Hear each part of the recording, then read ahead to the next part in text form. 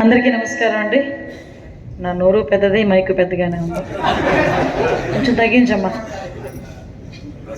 నిజంగా నాకు చాలా ఆనందంగా ఉంది. ఫస్ట్ ఆఫ్ ఆల్ ఒక పేట్రియాటిజం ఆరాలోకి వచ్చినట్టుగా అనిపించింది లోపలికి రాగానే. మీ దేశభక్తికి, మీరందరూ ఈ దేశానికి చేసిన సేవకి, మాలాంటి వాళ్ళం ఎందరో ప్రశాంతంగా నిద్రపోతున్నామంటే మీలాంటి వాళ్ళు ఎందరో ప్రాణాలు తెగించి కుటుంబాలకి దూరంగా ఉండి ఆ బోర్డర్స్లోని పనిచేసి ఈరోజు మా అందరికీ కూడా ఒక శక్తిని, ధైర్యాన్ని ఇచ్చినందుకు మీ అందరికీ కూడా, ఇక్కడున్న మీ అందరికీ కూడా పేరు పేరున కృతజ్ఞతలు తెలియజేసుకుంటూ మీ అందరికీ కూడా శిరస్సు ఉంచి పాదాబంధనం చేసుకుంటున్నాను. ఇది కూడా ఆంధ్రప్రదేశ్ రాష్ట్రం తరపున నేను చెప్తున్నాను. ఈరోజు వెడ్నెస్డే సంబంధించి ఈరోజు నాకు మన సత్యప్రసాద్ గారు వచ్చి, అమ్మాయి మీరు ఎలాగైనా రావాలి అంటే టైం అడ్జస్ట్ చేసుకుంటూ కంపల్సరీగా, ఎందుకో నాకు ఒక చిన్న interest, at the same time ఇంకొక రకంగా చెప్పాలంటే ఒక భక్తి, ఒక గౌరవం సైనికులంటే.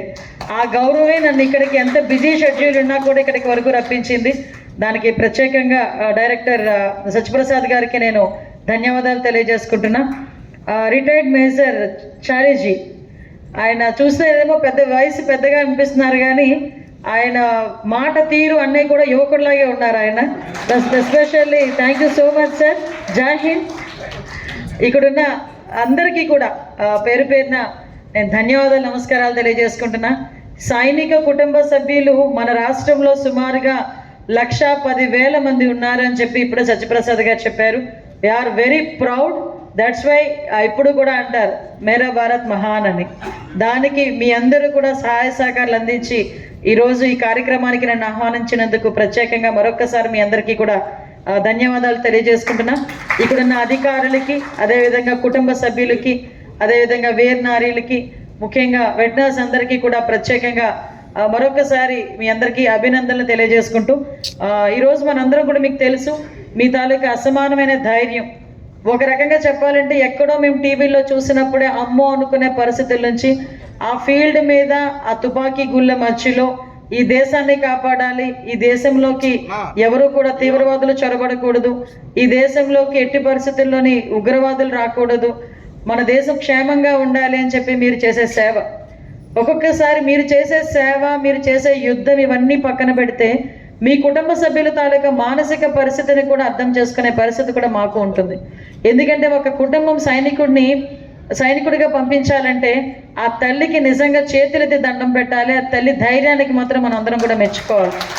ఎందుకంటే ఈ రోజుల్లోని కొడుకుని బయటికి పంపించేటప్పుడు తిరిగి కొడుకు ఇంటికి క్షేమంగా వస్తున్నాడా లేదా అని 40 సార్లు ఫోన్ చేస్తుంది అమ్మ బస్సు ఎక్కావా, బస్సు దిగావా, తిన్నావా, మళ్ళా వచ్చావా, ఇంటికి చేరుకున్నావా.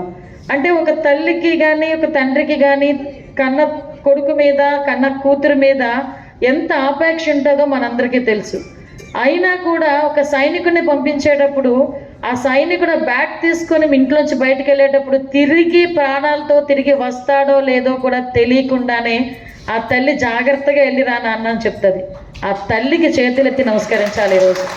అటువంటి ఎంతోమంది తల్లిదండ్రుల తాలూకా త్యాగ ఫలితం, అటువంటి ఎంతోమంది తండ్రుల తాలూకా నిజంగా చెప్పాలంటే కడుపు కోత, ఇవన్నీ కూడా ఈరోజు మిమ్మల్ని ఒక సైనికులుగా మిమ్మల్ని అందరినీ నుంచోబెట్టడమే కాకుండా ఈరోజు సొసైటీలో కూడా మీకంటూ ఒక గౌరవం, సొసైటీలో కూడా మీకంటూ ఒక ఆదరణ, ఇవన్నీ లభిస్తున్నాయంటే బికాస్ మీరందరూ కూడా సైనికుడు.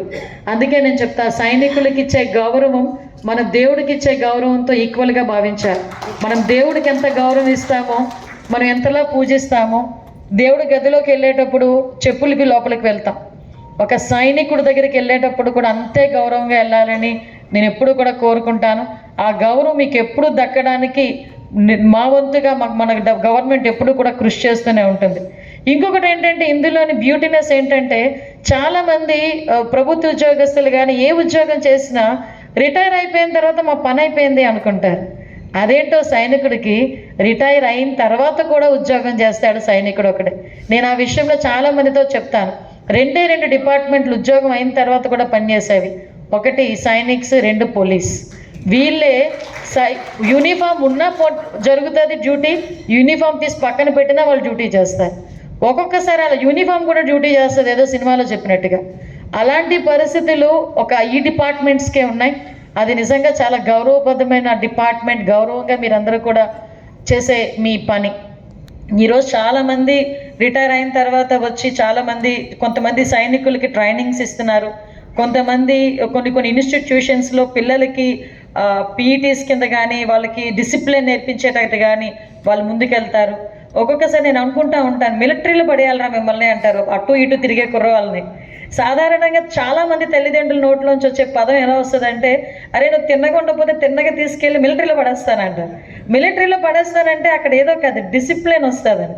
అసలు నేను ఇక్కడికి వచ్చి చూసిన ప్రతి ఒక్కరిని చూస్తున్నాను, అబౌవ్ 60-70 యువకులే అందరూ కూడా, కానీ చక్కగా ఆరోగ్యంగా ఫిట్గా.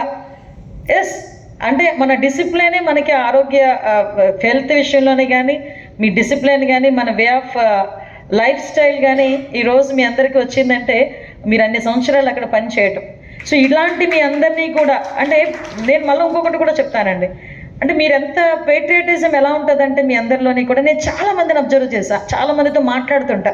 నేను తిన్నగా ఉండను, ఎవరైనా నా పక్కన మాజీ సైనికులు కానీ ఎవరైనా వచ్చారంటే, ఈవెన్ ఏ డిపార్ట్మెంట్ వాళ్ళు కూర్చున్నా నేను వాళ్ళతో మాట్లాడతా.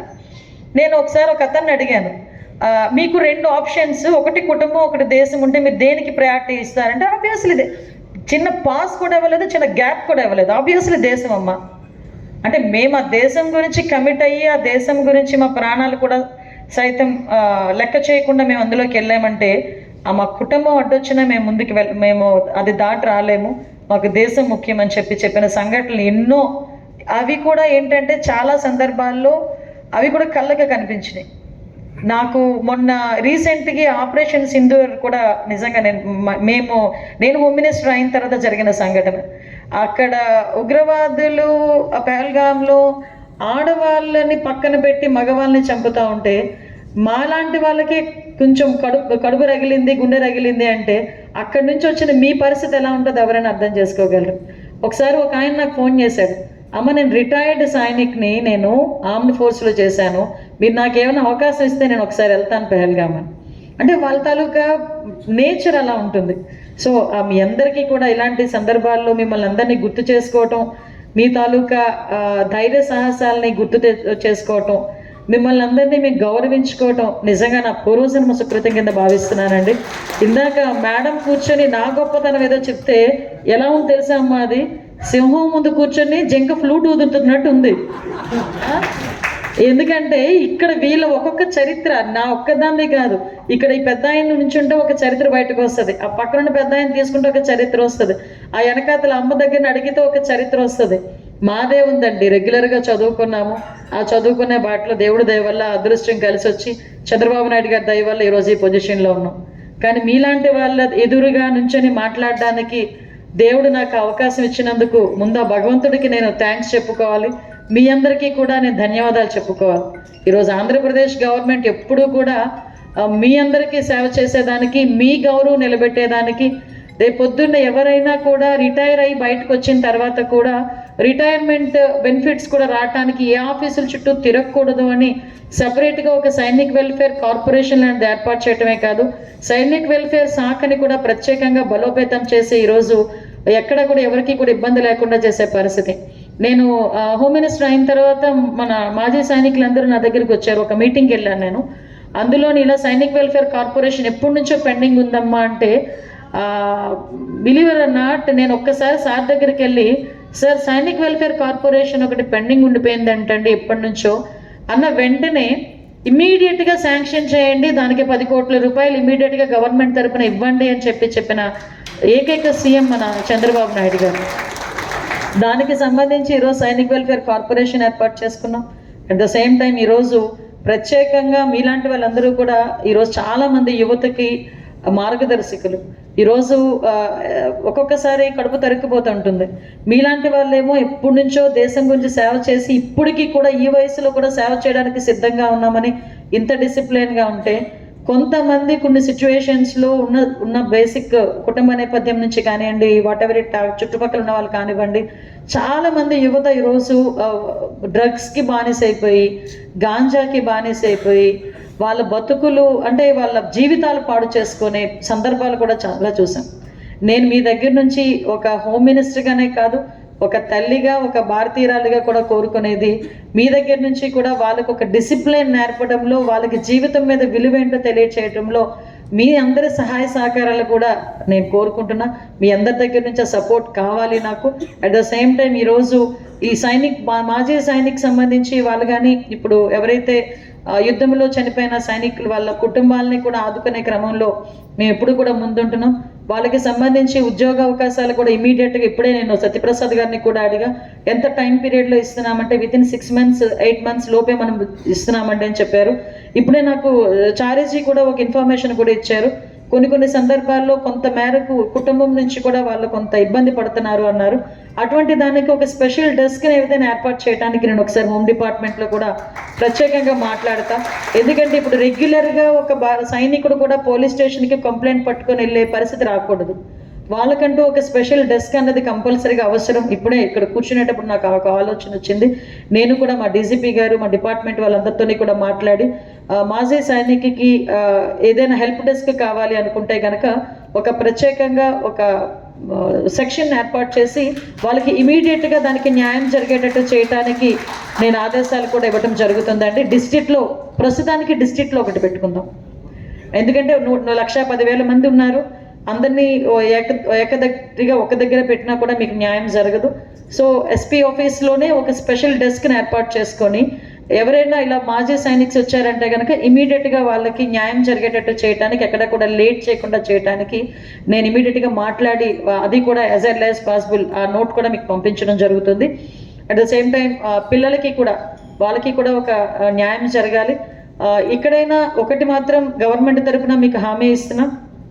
ఈరోజు మాజీ సైనికుల తాలూకా గౌరవం పెంచేదానికి, వాళ్ళని సెక్యూర్గా చూసుకునేదానికి, అదేవిధంగా వాళ్ళని ఎక్కడ కూడా వాళ్ళు ఎటువంటి ఇబ్బంది పడకుండా చూసుకునేదానికి. ఈ మధ్యకాలంలో ఏమైపోయిందంటే ఈ భూమికి సంబంధించిన ఇష్యూస్ ఎక్కువైపోవటం వల్ల మీరా అన్ని రూల్ రెగ్యులేషన్స్ అని వెళ్తారు, అవతల వాడు అలా ఉండట్లా. ఆటోమేటిక్గా మీ భూముల మీదకి కూడా కబ్జాలకు వచ్చే పరిస్థితులు కూడా కనిపిస్తున్నాయి. దాని మీద కూడా చాలా సివియర్గా సీఎం గారు యాక్షన్ తీసుకోమని చెప్పారు. కాబట్టి ఎక్కడైనా ఏ ఇష్యూస్ అయినా అటువంటివి ఏదైనా వస్తే జస్ట్ చిన్న మెసేజ్ మన తరపు నుంచి నాకు పెట్టండి. అదర్వైజ్ మన ఎస్పీస్కి కూడా నేను ఒక డైరెక్షన్ ఇస్తాను. ఇంకా మీ అందరినీ కూడా గౌరవించుకోవాలి. ఇలా మీ పిలిచే ప్రతి ప్రోగ్రామ్కి కూడా నాకు టైం చేసుకొనైనా కంపల్సరీగా వస్తానని మీ అందరికీ కూడా మాట ఇస్తున్నాను. మీ అందరితో పాటు కూర్చుంటే నాకు ఒక ధైర్యం వస్తుంది. సొసైటీకి ఏదో ఒకటి చేయాలి అని తప్పన మీలాంటి వాళ్ళందరినీ చూసి మేము కూడా మీ మార్గదర్శనం నడిచేదానికి మేము కూడా ముందుంటామని మిమ్మల్ని అందరినీ కూడా మీ అందరికీ కూడా తెలియజేసుకుంటూ మీ అందరికీ కూడా మరొకసారి కృతజ్ఞతలు తెలియజేయాలి. మీకు చెప్పాను కదా ఇందాక, ఎంత కృతజ్ఞతలు తెలియజేసినా చాలా తక్కువే. మీరు చేసిన సర్వీసెస్